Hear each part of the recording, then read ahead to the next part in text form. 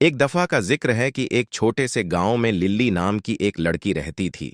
وہ اپنی چمکیلی مسکراہٹ اور جانوروں سے اپنی محبت کے لیے مشہور تھی۔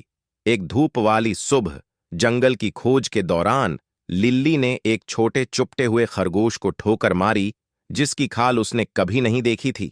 خرگوش، جسے للی نے کاٹن کا نام دیا، اس کا مستقل ساتھی بن گیا۔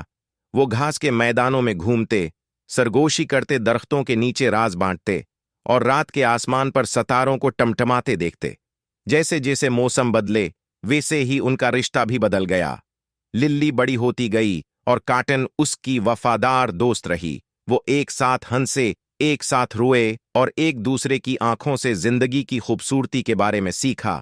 سال گزر گئے اور للی آخرکار ایک عقلمند عورت بن گئی، لیکن کاٹن ہمیشہ جوان رہی۔ ان کی دوستی انسانوں اور فطرت کے درمیان لازوال تعلق کا ثبوت تھی، ایک ایسا بندھن جس نے عمر اور پھیلی ہوئی نسلوں کی مخالفت کی۔ للی کے دل اور اس جنگل پر ایک انمٹ نشان چھوڑ دیا جسے وہ گھر کہتے تھے۔